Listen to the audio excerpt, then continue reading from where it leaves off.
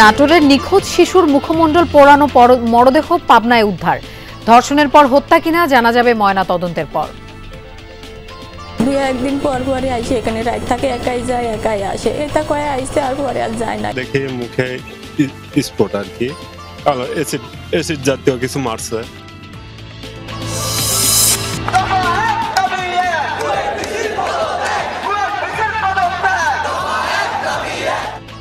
ভিসির পদত্যাগের এক দফা দাবিতে উত্তপ্ত কুয়েট। হলে হলে শিক্ষার্থীদের অবস্থান।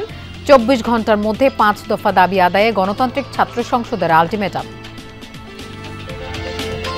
আগামী 24 ঘন্টার মধ্যে শিক্ষার্থীদের নামে মামলা এবং বহিষ্কার আদেশ প্রত্যাহার করতে হবে। কুয়েটের ভিসি ডক্টর মোহাম্মদ মাসুদকে আগামী 24 ঘন্টার মধ্যে পদত্যাগ করতে হবে। পদত্যাগ করতে সম্মত না হলে রাষ্ট্রপতির ক্ষমতা বলে তাকে অপসারণ করতে হবে।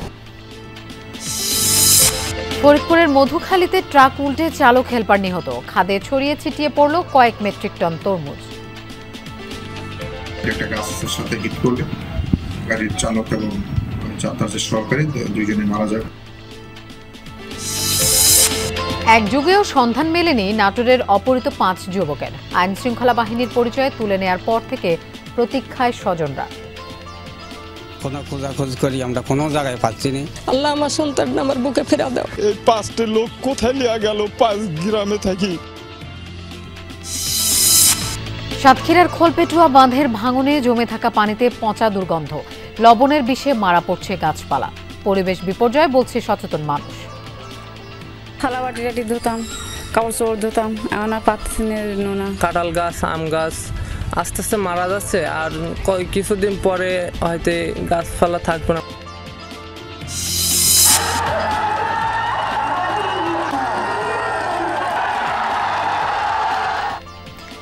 জেলায় জেলায় বৈশাখী মেলা ঘিরে আনন্দ আর উচ্ছ্বাস। ঘুড়ি উড়ানো, লাঠি খেলা সহ নানা আয়োজন।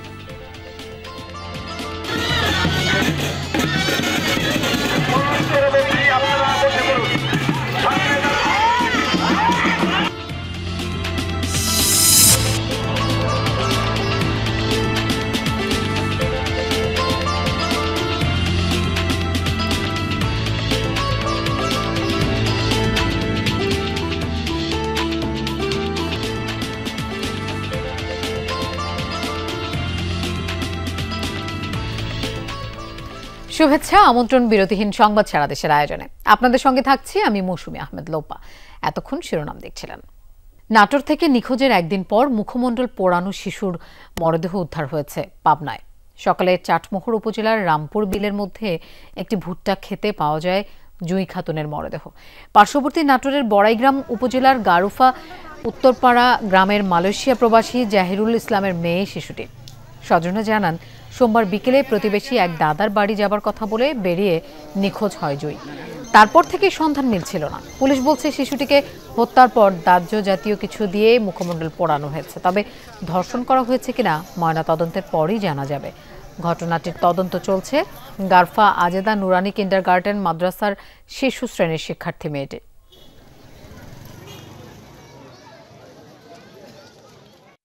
ওর দাদির বাড়িতে আইসে, কইছে যে আমি দাদি সীমাই না দিছে যাইবির, কইছে আমি যাব। পরে আমি ওখানেই থাকে বেশিরভাগ। দুই একদিন পর পরে আইসে এখানে রাত থাকে, একাই যায় একাই আসে, এটা কয়ে আইসে আর পরে আর যায় নাই। আমি মনে করছি মনে হয় ওখানেই রয়েছে।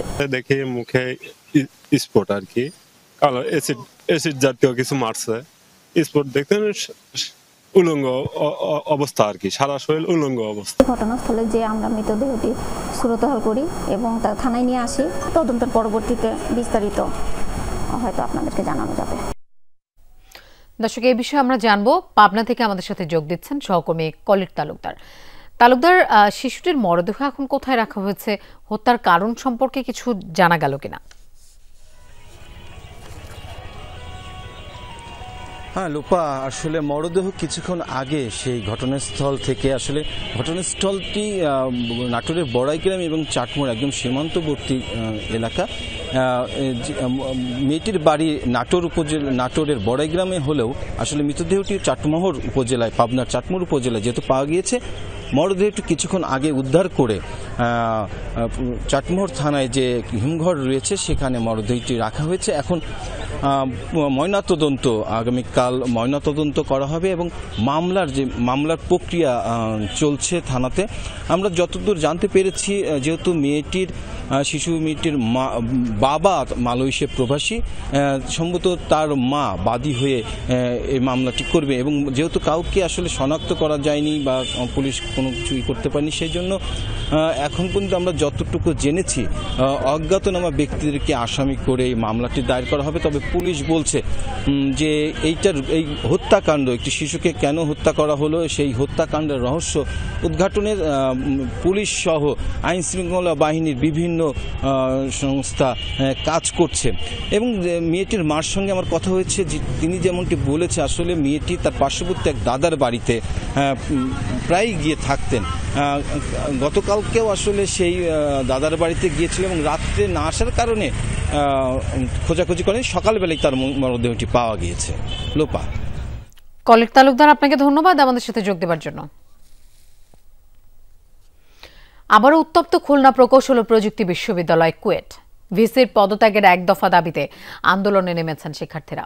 তালা ভেঙে হলে হলে অবস্থান নিয়েছেন তারা। গতরাতে সিন্ডিকেট সভা শেষে অনির্দিষ্টকালের জন্য বন্ধ শিক্ষা কার্যক্রম এবং হল আগামী মাসের শুরুর দিকে খোলার ঘোষণা দেওয়া হয়। এছাড়া গত ফেব্রুয়ারিতে সংঘর্ষের ঘটনায় 37 শিক্ষার্থীকে সাময়িক বহিষ্কার করা হয়। এসব সিদ্ধান্ত প্রত্যাখ্যান করে আজ বিক্ষোভ করেন শিক্ষার্থীরা।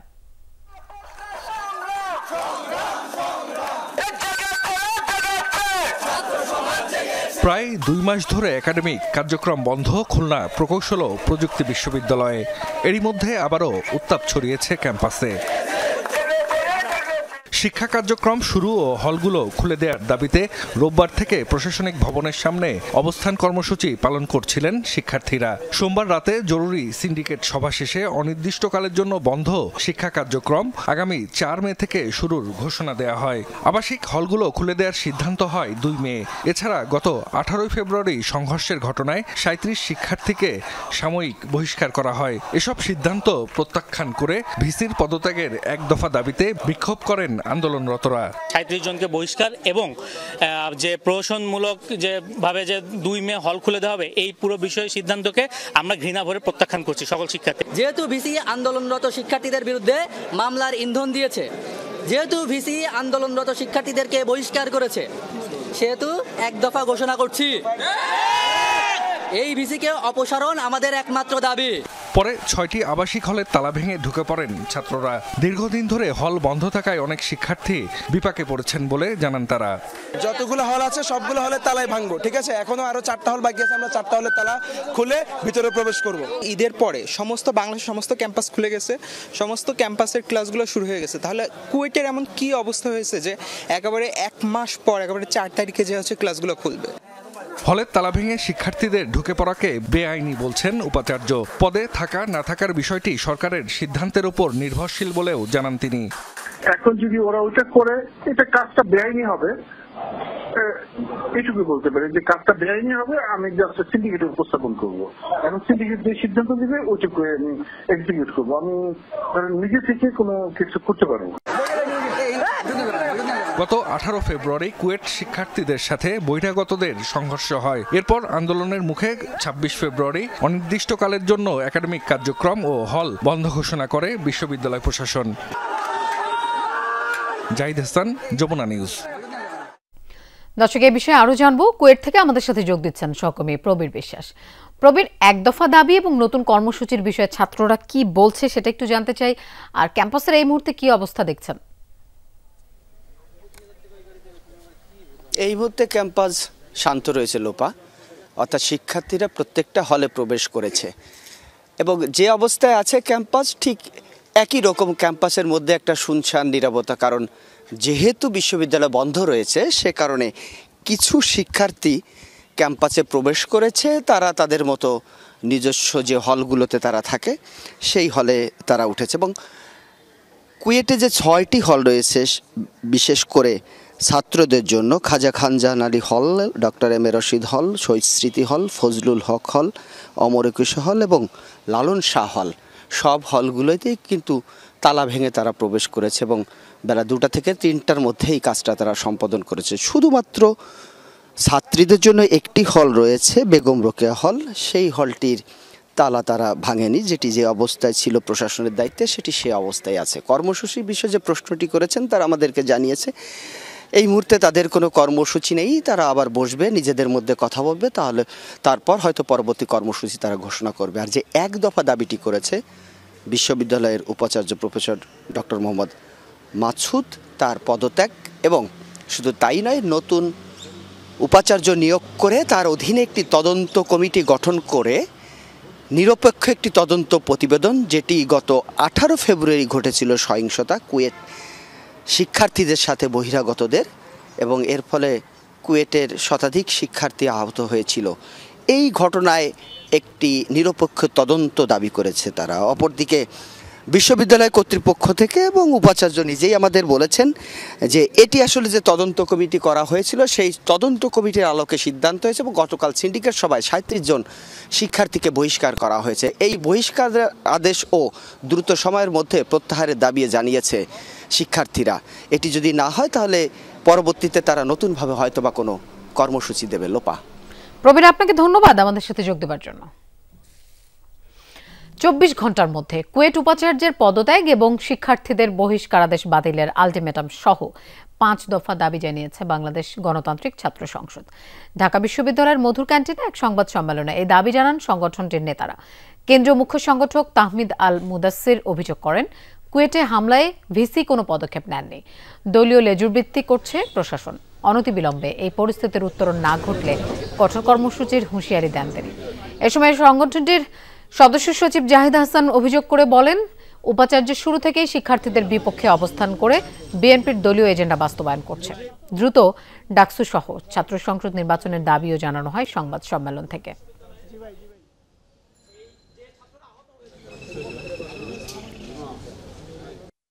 আগামী 24 ঘন্টার মধ্যে শিক্ষার্থীদের নামে মামলা এবং বহিষ্কার আদেশ প্রত্যাহার করতে হবে। কুয়েটের ভিসি ডক্টর মোহাম্মদ মাছুদকে আগামী 24 ঘন্টার মধ্যে পদত্যাগ করতে হবে। পদত্যাগ করতে সম্মত না হলে রাষ্ট্রপতির ক্ষমতা বলে তাকে অপসারণ করতে হবে। শিক্ষার্থীরা যখন চাচ্ছে তাদের একাডেমিক কার্যক্রম স্বাভাবিকভাবে পরিচালিত হোক, সেখানে বিশ্ববিদ্যালয় প্রশাসন সম্পূর্ণ একটি দলের, আমরা যদি বলি ছাত্রদল বিএনপি, তাদের যে এজেন্ডা সেই এজেন্ডা বাস্তবায়নের জন্য কাজ করে যাচ্ছে। ফরিদপুর ও কুষ্টিয়ায় সড়ক দুর্ঘটনায় 3 জন নিহত হয়েছেন। এর মধ্যে ফরিদপুরে ট্রাক উল্টে মারা গেছেন চালক আর হেলপার। খাদে পড়ে গেছে ট্রাক ভর্তি তরমুজ। এছাড়া ঝালকাঠিতে বাস উল্টে অন্তত 13 জন আহত হয়েছে।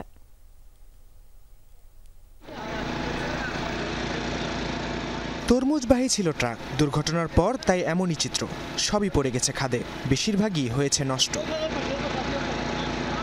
খুলনা থেকে তরমুজ বোঝাই একটি ট্রাক ঢাকা আসছিল। মঙ্গলবার ভোর রাতে ফরিদপুরের মধুখালীর ঘোপঘাট এলাকায় পৌঁছালে নিয়ন্ত্রণ হারান চালক। মহাসড়কের পাশে একটি গাছের সাথে ধাক্কা লাগে ট্রাকটির। ভেতরে আটকা পড়েন চালক ইদ্রিস ও হেলপার ফয়সাল।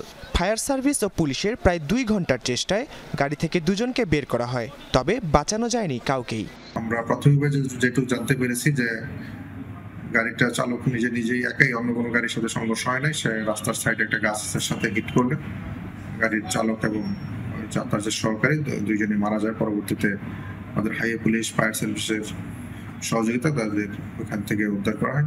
দুর্ঘটনার পর ট্রাক উল্টে যায়। এতে সব তরমুজই ছড়িয়ে ছিটিয়ে পড়ে খাদে, কোনোটি ভাসছে পানিতে। ফেটে যায় অনেক তরমুজ, ফলে ঘটনাস্থল হয়েছে লালচে। চালক এবং তার সহকারী 2 জনই মারা গিয়েছেন। আমরা পরবর্তী যে আইনগত প্রক্রিয়া সেটা আমরা ব্যবস্থা গ্রহণ করব। তার যে লাস্ট হস্তান্তর সৎকারের যে বিষয়টা, এটা আমার সাথে সাথে আমরা এই কাজগুলো সম্পন্ন করবো। একটা আইনগত প্রক্রিয়াধীন আছে। দুর্ঘটনায় নিহত চালক ও হেলপারের বাড়ি যশোরের কেশবপুরের মধ্যপুল গ্রামে। মরদেহ দুটি স্বজনের কাছে হস্তান্তর করেছে পুলিশ। রাকিব সরকার, যমুনা নিউজ। স্বজনদের চোখের জল আর দীর্ঘ প্রতীক্ষার অবসান হয়নি। এক যুগেও সন্ধান মেলেনি নাটোরের বড়াইগ্রাম থেকে অপহৃত 5 যুবকের।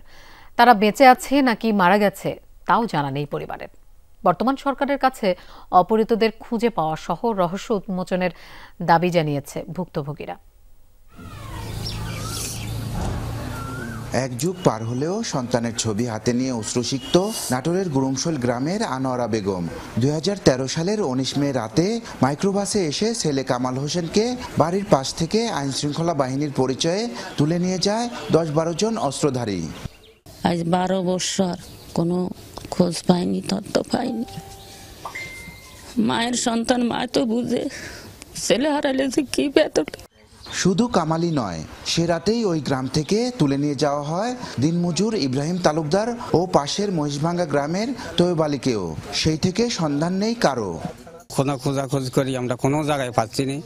যারা আসতেছে তারা খালি কাগজপাতি নিয়ে যায়, কোনো খোঁজ খবর হচ্ছে না। আমার ছেলেটা কৃষি কাজ করে, কাজের তো উঠিয়ে গেছে, বিকালবেলা কাগজল ধুই। এখন ওই 12 বছরের ভিতরে সওয়াল আসে না।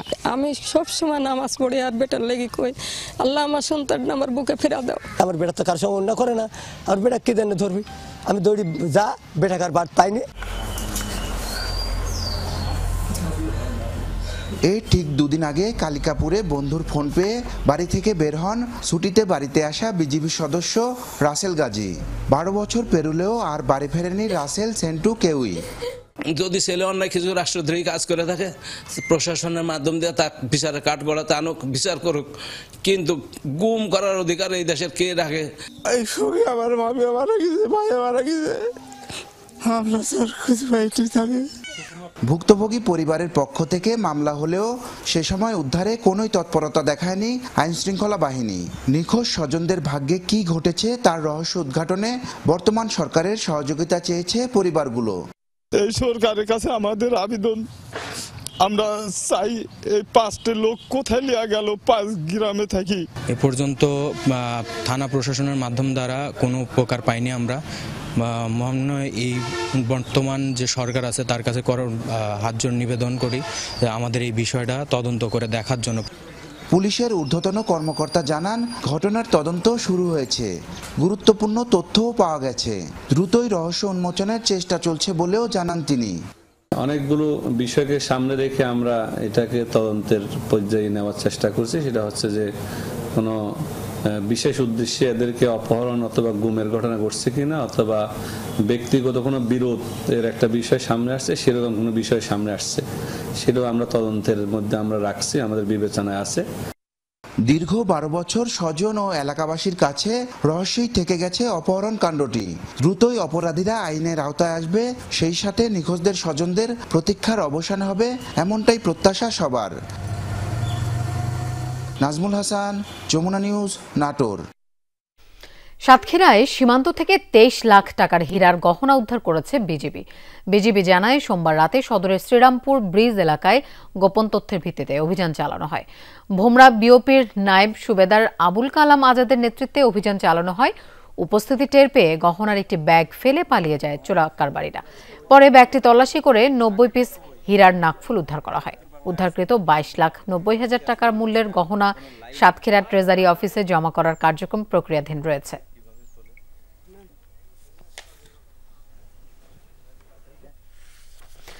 ঈদের দিন বাঁধ ভেঙে ক্ষতিগ্রস্ত সাতক্ষীরার 8টি গ্রাম। টানা 5 দিন লবণ পানিতে ডুবেছিল গোটা এলাকা। নষ্ট হয়েছে মিঠা পানির পুকুর, পানি পচে ছড়িয়েছে দুর্গন্ধ, লবণের বিষে মারা যাচ্ছে গাছপালা, দেখা দিচ্ছে পরিবেশ বিপর্যয়। এবারের ঈদুল ফিতরের দিন খোলপেটুয়া নদীর বাঁধ ভেঙে ডুবে যায় আশাশুনির আনুলিয়া ইউনিয়ন।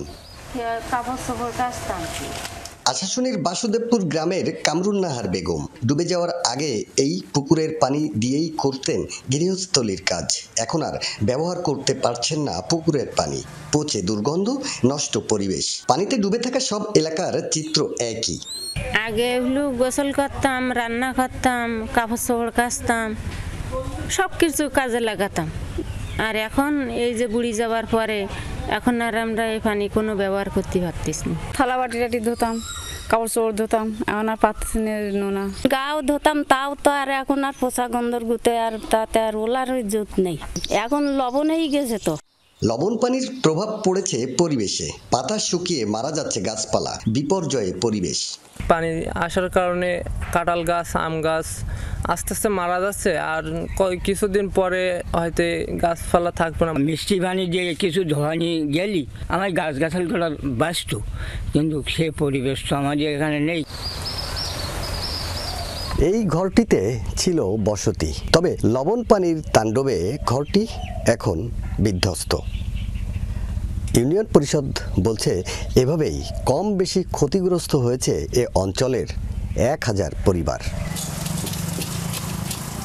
দুর্গতদের ত্রাণ সহায়তা দিচ্ছে সরকারি বেসরকারি প্রতিষ্ঠান, তবে সঠিক বন্টন না হওয়ার অভিযোগ তুলেছেন দুর্গতদের কেউ কেউ।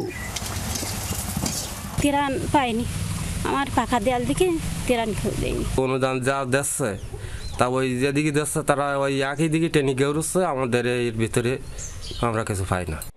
দুর্গতদের পাশে আছে সেনাবাহিনী, ত্রাণের পাশাপাশি দেয়া হচ্ছে চিকিৎসা সেবা। বাঁধ মেরামতে পানি উন্নয়ন বোর্ডকে সহায়তা করতে প্রস্তুত সেনাবাহিনী, বলছেন 55 পদাতিক ডিভিশনের এরিয়া কমান্ডার। এই ব্যাপারে আমরা সবাই একসাথে কথা বলেছি, তাদেরও পজিটিভনেসটা আমি দেখেছি কাজ করার। তারা অলরেডি একটা প্রজেক্ট করে নাকি পাঠিয়েছে এবং আমাদের সহায়তা যদি লাগে আমরা বলেছি আমরা সেখানে সহায়তা করতে প্রস্তুত। আজ হোক কাল হোক যখনই হোক সেটা আমরা করবো ইনশাআল্লাহ। ভেঙে যাওয়া বাঁধ মেরামত করা হয়েছে, ঝুঁকিপূর্ণ বাঁধ সংস্কারে উদ্যোগ নেওয়া হয়েছে বলে জানিয়েছে পানি উন্নয়ন বোর্ড। আকরামুল ইসলাম, যমুনা নিউজ, সাতক্ষীরা। জনবল সহ নানা সংকটে মৌলভীবাজারের জুড়ি উপজেলা স্বাস্থ্য কমপ্লেক্স, এতে ব্যাহত হচ্ছে গ্রামীণ মানুষের চিকিৎসা সেবা। মাত্র 2 জন চিকিৎসক ও 5 জন নার্স দিয়ে চলছে হাসপাতালের কার্যক্রম। প্রয়োজনীয় স্বাস্থ্যসেবা না পেয়ে বিপাকে পড়েছেন উপজেলাবাসী। প্রায় 1.5 লাখ মানুষের স্বাস্থ্যসেবার একমাত্র ভরসা জুড়ির 50 শয্যার উপজেলা স্বাস্থ্য কমপ্লেক্স। সেবা পেতে স্থানীয়দের এমন দীর্ঘ সারি নিত্যদিনের চিত্র।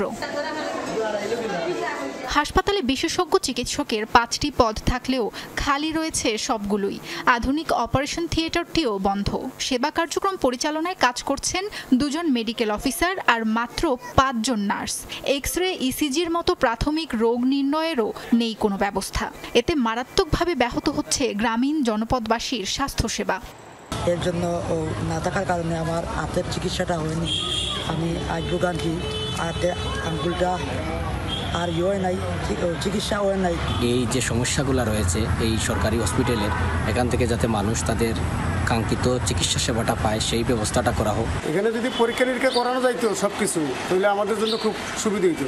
বাইরে করতে গেলে তো আমাদের জন্য অনেক টাকা ব্যয়বহুল হয়। আমরা আসি এত কষ্ট করি, এসে ভালো লাগিয়া ডাক্তার নাই, চেম্বারে গেলে 22 নম্বর 21 নম্বর 20 নম্বর একজন ডাক্তার, মহিলা সব। এক্সরে, আলট্রাসাউন্ড এগুলা হসপিটাল পাওয়া যায় না, বাইরে থেকে করা লাগে। সংকট নিরসনে ঊর্ধ্বতন কর্তৃপক্ষকে কয়েক ধাপে চিঠি দিয়েছেন সিভিল সার্জন। দ্রুত সময়ের মধ্যে সংকট সমাধানের আশ্বাস তার। এটা আসলে একটু প্রত্যন্তর এলাকা হতে এটাতে আসলে ডাক্তাররা বা স্টাফরা অনেক সময় থাকতে চায় না, তারা বিভিন্ন লবিং করে মানে বিভিন্ন জায়গায় বদলি হয়ে যায়। ডিজি মহোদয় এবং আমাদের ডিরেক্টর প্রশাসন স্যারকেও আমি অবহিত করেছি যে আমার এখানে লোকবলের সমস্যা। 2019 সালে হাসপাতালটি 31 থেকে 50 শয্যায় উন্নীত করা হলেও এখনও পূর্ণ হয়নি লোকবল। সাবরিনা লিজা, যমুনা নিউজ। দেশ জুড়ে তোলপা ওয়ালটন ফ্রিজ কিনে আপনিও হয়ে যেতে পারেন মিলেনিয়ার। গোপালগঞ্জে বৈশাখের দ্বিতীয় দিনেই বৃষ্টিপাত হয়েছে, স্বস্তির নিঃশ্বাস ফেলেছে পৌরবাসী। মঙ্গলবার সকাল থেকেই মেঘ জমতে শুরু করে গোপালগঞ্জের আকাশে। বেলা 11টা থেকে শুরু হয় বৃষ্টিপাত। তীব্র গরমের পর বৃষ্টি জনজীবনে স্বস্তি আসলেও জীবিকার তাগিদে ঘরের বাইরে বের হতেই হয় কর্মজীবী মানুষকে, সেক্ষেত্রে ছাতাই যেন ভরসা। তবে বৃষ্টির প্রভাবে জেলা শহরের বিভিন্ন সড়কে জমেছে পানি, যার ফলে ভোগান্তিও বেড়েছে পৌরবাসীর। নারায়ণগঞ্জে ক্রেতাদের মিষ্টিমুখ করিয়ে হালখাতা পালন করছেন ব্যবসায়ীরা। বর্ষপঞ্জিকা অনুযায়ী বৈশাখের দ্বিতীয় দিন সকালে হালখাতার আয়োজন করেন নারায়ণগঞ্জের ব্যবসায়ীরা। হালখাতার মাধ্যমে আদায় করা হচ্ছে পুরাতন বছরের বাকি বকেয়া। সেই সাথে ক্রেতাদের মিষ্টিমুখ করাচ্ছেন ব্যবসায়ীরা। ক্রেতারাও বাকির অর্থ পরিশোধ করে নাম তুলছেন নতুন খাতায়। ব্যবসায়ীরা বলছেন হালখাতার ঐতিহ্য ধরে রাখলেও বাকিতে পণ্য দেওয়ার ব্যাপারে সচেতনতা বজায় রাখছেন তারা। তবে এবছর মিষ্টির বেচাকেনা তুলনামূলক কম। ব্যবসায়ীরা বলছেন প্রচলন থাকলেও আগের মতো বড় পরিসরে পালিত হচ্ছে না হালখাতা।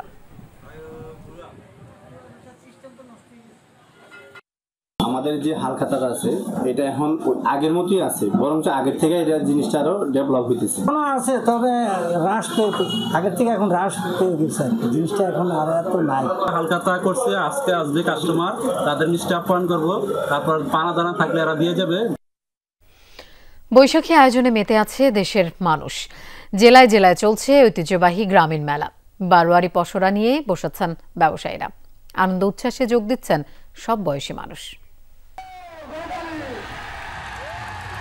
ঘোড়া ছুটিয়েছেন সাওয়ারি, প্রতিযোগিতার ময়দানে হাড্ডাহাড্ডি লড়াই, দর্শকের গ্যালারিতেও টান টান উত্তেজনা, কেউ উঠে পড়েছেন গাছের মগডালে। লালমনিরহাটের বড়বাড়ি এলাকায় বসেছে 4 দিনের বৈশাখী মেলা। মূল আকর্ষণ ঘোড়দৌড়, সাথে আছে ঢোলের তালে লাঠি খেলা, হাডুডু, ঘুড়ি উড়ানো সহ ঐতিহ্যবাহী সব খেলায় অংশ নিয়েছে বিভিন্ন বয়সী মানুষ। এই মেলা এতই ঐতিহ্য, এর আগে এত ভালো এত হয়েছে, কিন্তু তারপরে এটা আলো ব্যতিক্রম। ঘোড়া দৌড়, আরো কিছু খেলা আগামী দিন হবে। এই খেলাগুলো সাধারণত আমরা শহরে যারা বাস করি বা শহরের দিকে যারা থাকি, ইউজুয়ালি আমরা এই খেলাগুলো ওইভাবে করে দেখার সুযোগ কখনো মিলে না। বৈশাখ বরণে হাজারো দর্শনার্থী যোগ দিয়েছে আনন্দ উৎসবে। পার্শ্ববর্তী কুড়িগ্রাম, রংপুর সহ বিভিন্ন জেলা থেকেও এসেছে মানুষ। ছোটদের খেলনা থেকে শুরু করে ঘর সাজানোর সামগ্রী, আছে তৈজসপত্র। এই আয়োজনের মধ্য দিয়ে আমাদের যে পূর্বপুরুষ যারা ছিল, যে দেশীয় যে খেলাগুলো ছিল, সেই খেলাগুলো আমরা বর্তমান প্রজন্মের কাছে তুলে ধরার চেষ্টা করতেছি। পহেলা বৈশাখ বাঙালিদের একটি চিরায়িত একটা অনুষ্ঠান। এটা ঘিরে বাঙালিদের অনেক সংস্কৃতি গড়ে উঠেছে, লোক সংস্কৃতি তৈরি হয়েছে, গ্রামীণ খেলাধুলা তৈরি হয়েছে। আমরা সেটা ফিরিয়ে আনার চেষ্টা করেছি। বাংলা বর্ষবরণে রংপুরের মিঠাপুকুরে বসেছে ঐতিহ্যবাহী বারুণী মেলা। 3 দিনের মেলায় স্থান পেয়েছে গ্রাম বাংলার বিলুপ্তপ্রায় নানা সামগ্রী। মাটির হাঁড়ি পাতিল ছাড়াও পাওয়া যাচ্ছে বাঁশ, বেত, কাঠের তৈরি তৈজসপত্র। স্থানীয়রা বলছেন 50 বছরেরও বেশি সময় ধরে বসছে এই মেলা। এদিকে কুমিল্লার মোগলটুলি, রাজগঞ্জ বাজার সহ রাস্তার পাশে প্রায় 1 কিলোমিটার জুড়ে বসেছে জমজমাট মাছের মেলা। হাকডাকে সরগরম, চলছে দরদাম। ব্যবসায়ীরা বলছেন দোকান প্রতি খাজনা দিতে হয়েছে 2000 টাকা, তবে বেচা বিক্রি নিয়ে সন্তুষ্ট নন তারা। খাজনা আছে 2000 টাকা, আমরা মাছ বেচতে পারি না 20,000 টাকার। 70-80 থেকে ধরা আছে এবং তো লসে আছে। তার মাধ্যমে কালকে বেচা কিনা মনে হয় হারাবাড়ি 30,000 টাকা হয় নাই। এবছর বাজার অনেক খারাপ, বুঝছেন না? 600, 700, 800, 450 মাছ মাছ টাকা। পঞ্জিকা মিলিয়ে বৈশাখের প্রথম দিনে হবিগঞ্জের চুনারুঘাটে বসেছিল 200 বছরের ঐতিহ্যবাহী মেলা। মুড়ি মুড়কি, বাতাসা থেকে শুরু করে নাগরদোলা সবই ছিল। শৈশবের স্মৃতি বাঁচিয়ে রাখতে প্রাণের উৎসবে যোগ দিয়েছিল সব বয়সী মানুষ। সাবরিনা লিজা, যমুনা নিউজ। দর্শক, বৈশাখী মেলা চলছে রংপুরের মিঠাপুকুরে। সেখানে আছেন আমাদের সহকর্মী সরকার মাঝারুল মান্নান। আমরা তার কাছে যাচ্ছি। মাঝার, মেলা কতটা জমেছে আর কি কি আয়োজন আছে সেখানে একটু ছোট করে জানাবেন।